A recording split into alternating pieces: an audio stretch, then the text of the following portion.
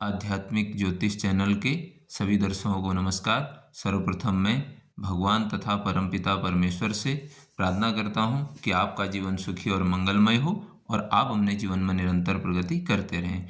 आज हम इस वीडियो में चर्चा करेंगे सूर्य ग्रह का जो धनु राशि में गोचर हुआ है उसका मेषादी राशियों पर क्या प्रभाव रहेगा। तो वीडियो प्रारंभ करने से पूर्व मैं आप लोगों से निवेदन करना चाहूँगा कि आप मेरे YouTube चैनल आध्यात्मिक ज्योतिष को सब्सक्राइब कीजिए और नोटिफिकेशन बेल को आप ऑन कर लीजिए ताकि जब भी मैं वीडियो इस चैनल पर अपलोड करूँगा तो आपको नोटिफिकेशन मिल जाएगा।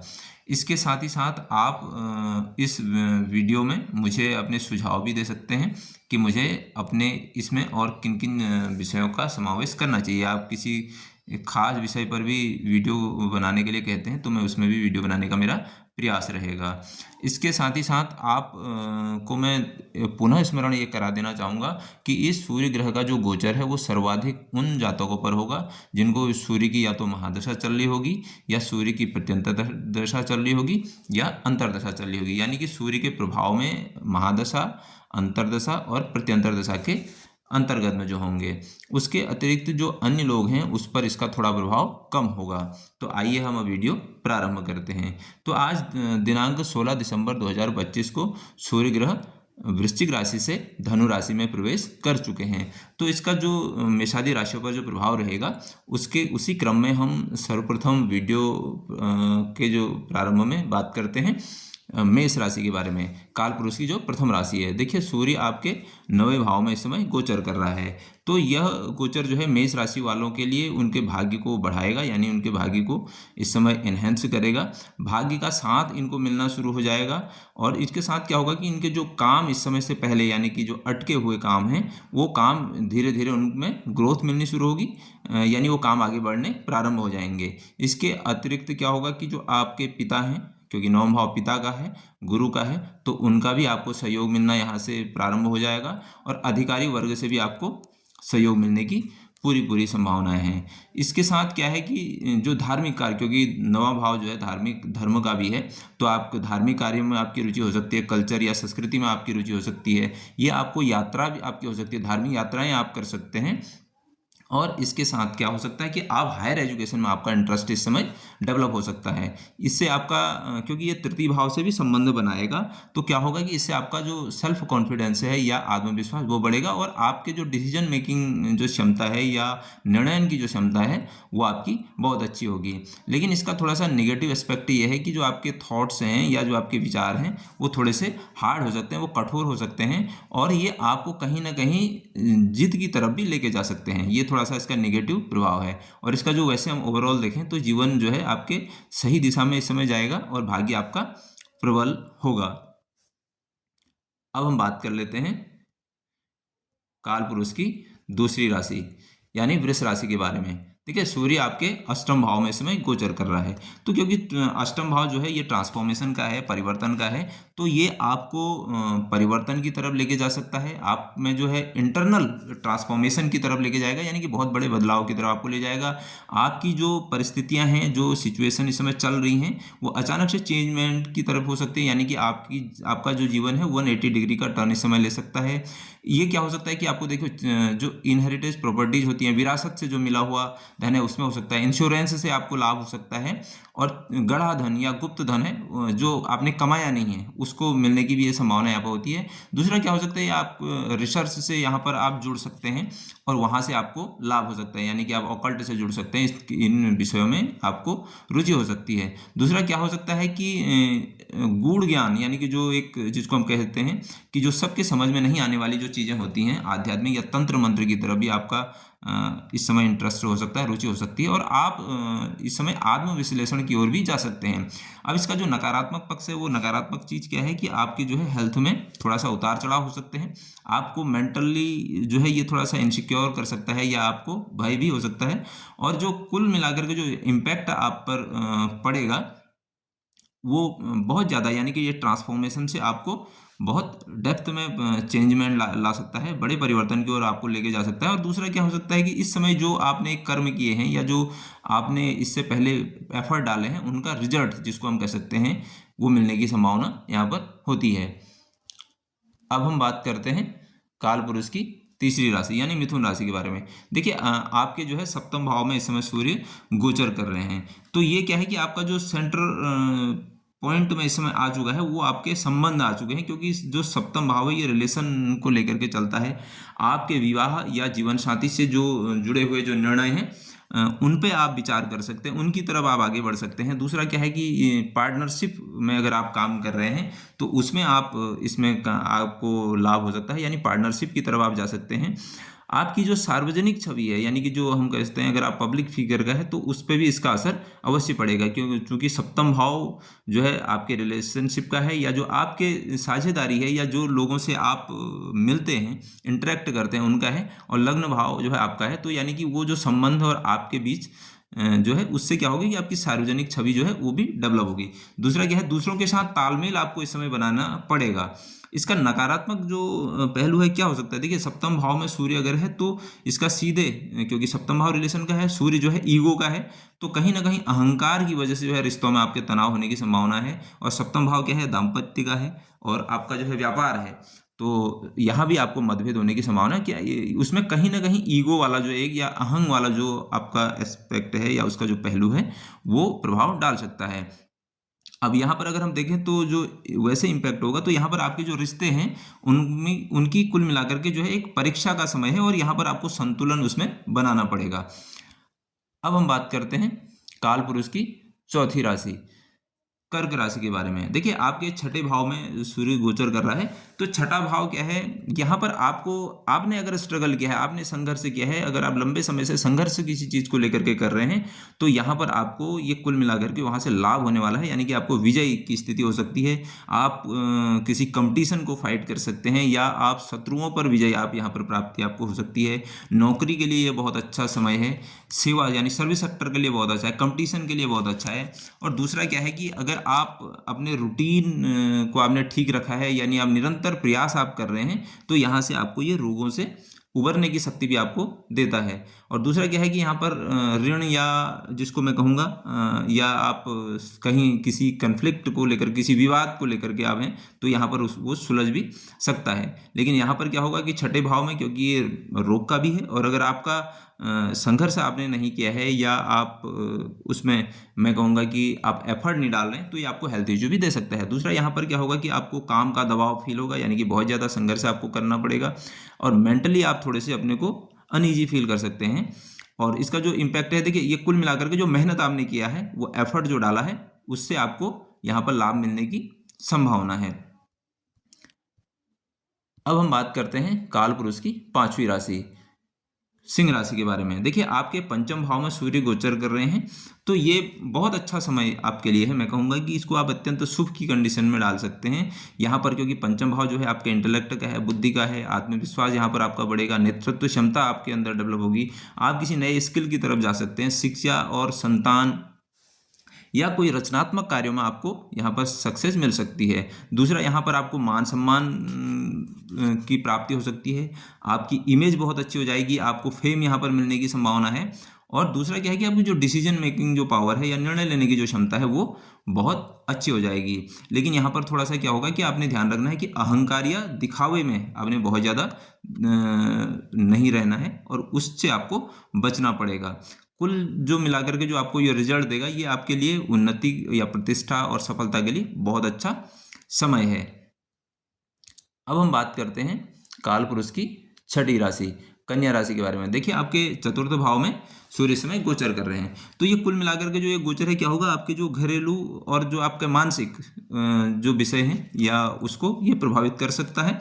घर, भूमि या फिर वाहन से जुड़े हुए जो आपके विषय हैं, उनको ये प्रभावित कर सकता है। माता के स्वास्थ्य या जो उनके जो इमोशन हैं या उनकी फीलिंग है, उस पर आपको ध्यान देने की आवश्यकता पड़ेगी। मानसिक आपकी बेचैनी यहाँ पर बढ़ सकती है, यानी कि कहीं ना कहीं आपको मेंटली अनईजी फील कर सकता है, क्योंकि चतुर्थ भाव में द्वादश भाव का संबंध बनने की वजह से, और आपको रिस्पॉन्सिबिलिटी भी यहाँ पर मिलने की संभावना है। दूसरा क्या है कि स्थान परिवर्तन या घर में बदलाव हो सकता है इस समय, क्योंकि द्वादश का संबंध जब चतुर्थ से बनेगा, तो ये इस तरीके की संभावनाएं आपको दे सकती है कि हो सकता है आपका स्थान परिवर्तन हो जाए, यानी आप घर बदल लें, या फिर एक जगह से दूसरी जगह आपका ट्रांसफ़र की जो कंडीशन होती है, यानी जिसमें आपका घर भी बदल सकता है। अच्छा, इसका जो थोड़ा सा नेगेटिव इम्पैक्ट क्या हो सकता है कि चौथा भाव जो है आपका पीस ऑफ माइंड का है, तो इसमें आपको तनाव या मन में असंतोष, यानी कि आप मानसिक रूप से बहुत अच्छा फील नहीं कर सकते हैं। और इसका जो कुल मिलाकर के क्या है कि आपकी जो गृहस्थ जीवन, क्योंकि चतुर्थ भाव आपका घर है, अगर आप शादीशुदा हैं या विवाह हो चुका है, और तो यहाँ पर क्या है कि आपका गृहस्थ जीवन की भी परीक्षा है, और दूसरा चौथा भाव मन का है, तो मन की आपकी परीक्षा है, यानी कि आप मेंटली कितने स्ट्रांग हैं, इस समय इसका टेस्ट हो सकता है। अब हम बात करते हैं काल पुरुष की 7वीं राशि तुला राशि के बारे में। देखिए, आपके तीसरे भाव में सूर्य गोचर कर रहे हैं, तो ये क्या करेगा आपका। देखिए, तीसरा भाव जो है आपके साहस का है, ये आपको साहसी बनाता है। आपका जो एफर्ट जो डालते हैं आप उसमें आगे बढ़ेंगे, जो आप प्रयास कुछ करने का सोच रहे हैं। और दूसरा क्या है कि ये आपके सेल्फ कॉन्फिडेंस को बढ़ाएगा, आपके पराक्रम में वृद्धि होगी। दूसरा क्या है कि अगर आपका राइटिंग का कुछ काम है या बोलने का, कम्युनिकेशन का कुछ काम है, मीडिया से रिलेटेड कुछ है, तो वहाँ पर आपको सफलता मिलने की संभावना है, और आप नए काम को शुरू करने की तरफ बढ़ सकते हैं, यानी कि उस तरफ आप एफर्ट डालेंगे। भाई बहनों से जुड़े हुए अगर कोई विषय है, वहाँ आप कोई निर्णय ले सकते हैं। लेकिन यहाँ पर आप एक चीज़ का ध्यान रखिएगा कि ये हो सकता है ये निगेटिव आपके लिए हो जाए कि आपने जल्दीबाजी नहीं करनी है, कोई भी निर्णय लेना है उसमें जल्दीबाजी नहीं करनी है। और दूसरा, क्रोध या जो गुस्से है आपने उस पर थोड़ा सा कंट्रोल रखना है। और कुल मिलाकर के क्या है कि ये जो आप नए प्रयास करने का और मेहनत करने का जो है बहुत अच्छा समय है। इस समय अगर आप नए प्रयास करें और मेहनत करें तो आपको सफलता मिल सकती है।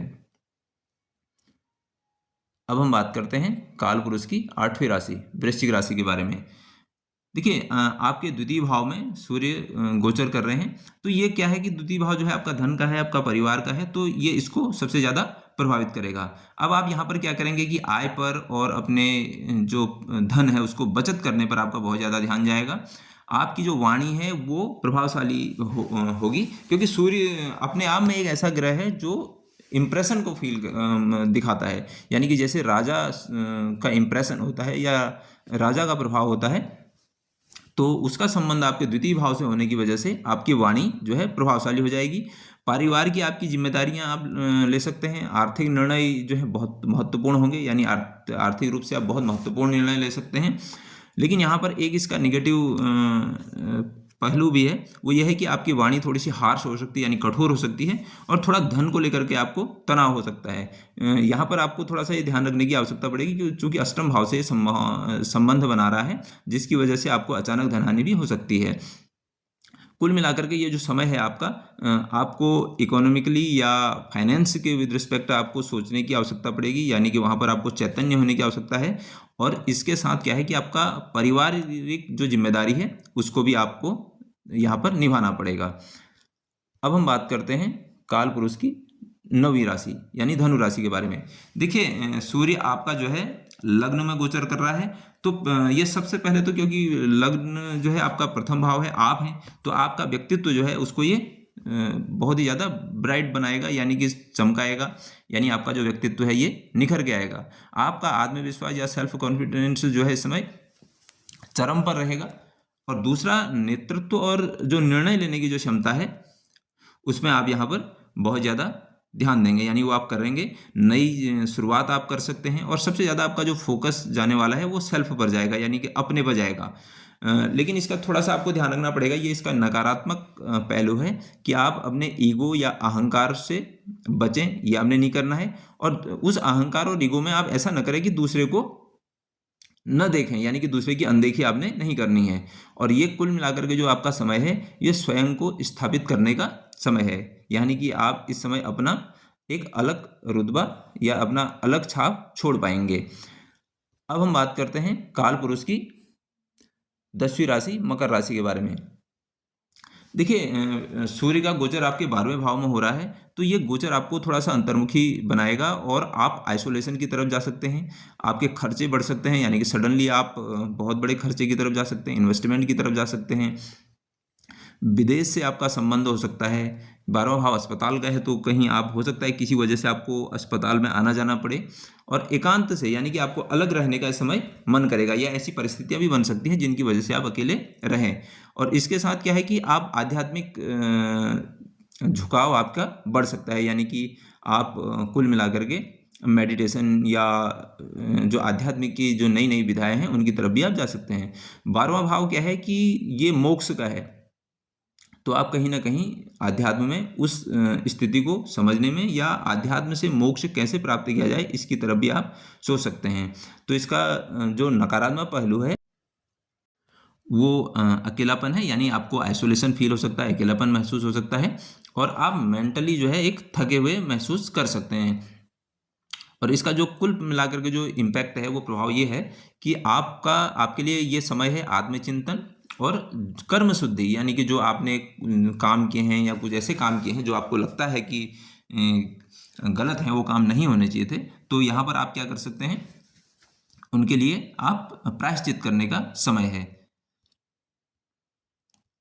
अब हम बात करते हैं काल पुरुष की 11वीं राशि यानी कुंभ राशि के बारे में।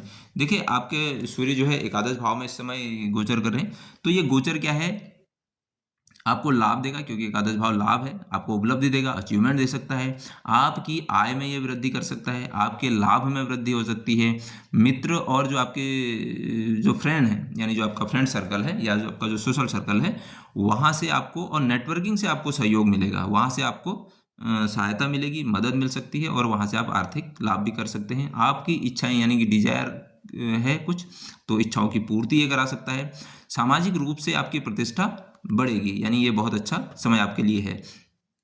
लेकिन यहाँ पर आपको एक चीज़ का ध्यान रखना है कि मित्रों से आपके अहंग की वजह से टकराव हो सकता है, यानी उनके साथ मतभेद होने की संभावना है। और इसका जो ओवरऑल आप पर जो इम्पैक्ट है वो ये है कि आपके लिए सफलता, लाभ प्राप्त करने का और सामाजिक रूप से उन्नति प्राप्त करने का ये समय है, यानी इस समय आप सोशल सर्कल में बहुत अच्छा अपना एक छाप छोड़ सकते हैं।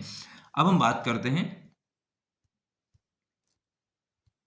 काल पुरुष की 12वीं राशि मीन राशि के बारे में। देखिए, आपके सूर्य जो है 10वें भाव में इस समय गोचर कर रहे हैं, तो 10वां भाव क्या है, आपके करियर का है, आपके कर्म का है, आपके आजीविका का है, तो ये इसको कहीं ना कहीं प्रभावित करेगा। और दूसरा क्या है कि सूर्य चूंकि प्रकाशवान देवता है, यानी कि एक प्रकार से आप कह सकते हैं कि पूरे सौरमंडल को ऊर्जा देता है या प्रकाश देता है, तो ये आपके 10वें भाव को यानी आपका जो स्टेटस है उसको इस समय उजागर कर देगा। आपको पद की प्राप्ति हो सकती है, प्रतिष्ठा आपकी बढ़ेगी, आपको जिम्मेदारी मिल सकती है, सरकारी या प्रशासनिक लाभ मिलने की संभावना यहाँ पर होती है। नेतृत्व करने के यानी कि जहाँ पर आपको लीडरशिप करनी हो वहाँ पर आपको ऐसे अवसर प्राप्त हो सकते हैं।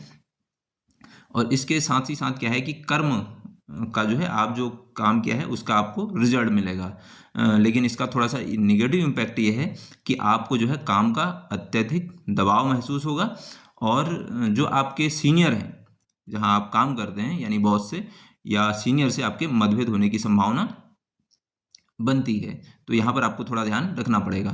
तो इसका जो टोटल इम्पैक्ट आप पर होगा वो ये है कि आपका जो करियर है उसके लिए बहुत अच्छा समय है और जो आपने काम किए हैं वहाँ से आपको रिजल्ट मिलेंगे, तो वहाँ पर आपको सफलता प्राप्त होगी, तो उसके लिए बहुत अच्छा समय है। यानी कि आपका जो करियर है उसके लिए ये बहुत अच्छा समय है, आपका स्टेटस आपको मिल जाएगा, आपने जो काम किया है उस काम का जो अचीवमेंट है वो आपको यहाँ पर इस समय मिलने की पूरी पूरी संभावना है।